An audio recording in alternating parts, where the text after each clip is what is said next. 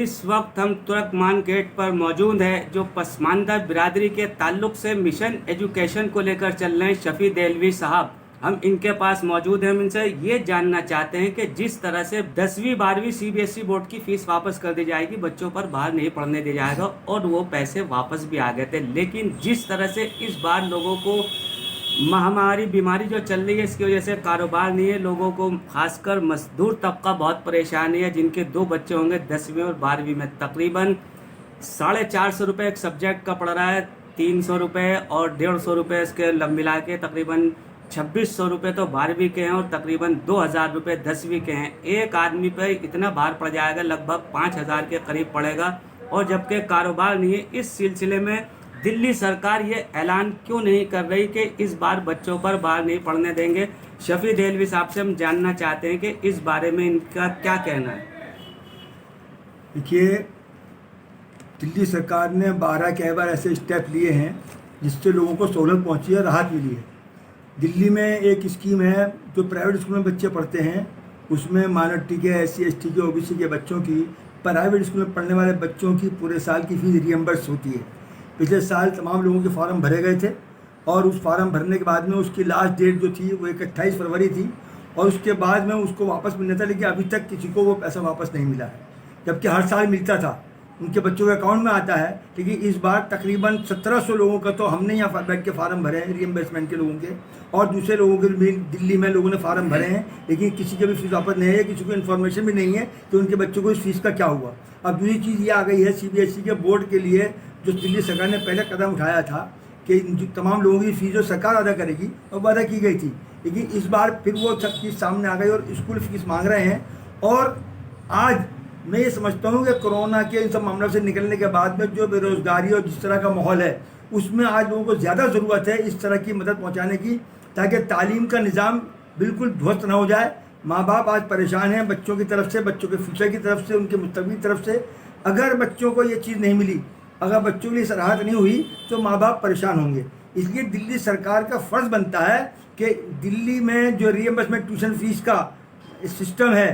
उसमें जो लोगों ने फार्म फिलअप किए हैं पिछले साल, अब तो नई पॉलिसी आने वाली है अक्टूबर के अंदर, नए साल की फ़ीस का आ जाएगा। पिछले साल की फ़ीस फ़ौरन अदा की जाए, फ़ौरन उनके बच्चों के अकाउंट में डाली जाए, और CBSE का और इसका जो बोर्ड की फ़ीस के लिए जो सरकार एजुकेशन डिपार्टमेंट ने लोगों को जारी किया है कि पैसे जमा करो, और तारीख भी दे दी गई है उनको, उसको फ़ौरन उसको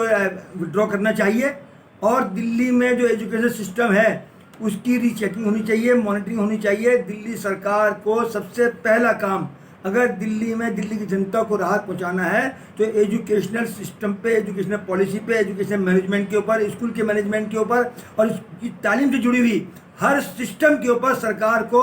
चेक मॉनिटरिंग करनी चाहिए। उनके जो SMCA सिस्टम बनाया है उसमें भी बहुत ज़्यादा कारगुजारी नहीं हो पा रही है, इसकी वजह से ये सब चीज़ें पैदा हो रही हैं। और आज इस मोमेंट की ज़्यादा ज़रूरत है, सरकार का फ़र्ज़ बनता है कि इन दोनों चीज़ों के ऊपर ध्यान दे और लोगों का रीइंबर्समेंट ट्यूशन फीस फ़ौरन उनके अकाउंट में आनी चाहिए जो पिछले साल जमा की थी उन्होंने। और नंबर 2, आज जो CBSE के लिए फ़ीस लागू की गई है उसको फ़ौरन उस ऑर्डर को विड्रॉ किया जाए, और सरकार उसी तरह, जिस तरह पहले दिया था, सरकार इसी तरह वो फ़ीस खुद अदा करे, पेरेंट्स को देनी ना पड़े। देखिए, हमारे साथ मंसूरी बिरादरी के सदर जनाब हसन अख्तर साहब मौजूद हैं। हम इनसे जानना चाहते हैं कि ये भी 2 बातें इस हवाले से कहें। मैं सबसे पहले यही कहना चाहूँगा कि केजरीवाल जी ने जो पिछले साल राहत दी थी लोगों को,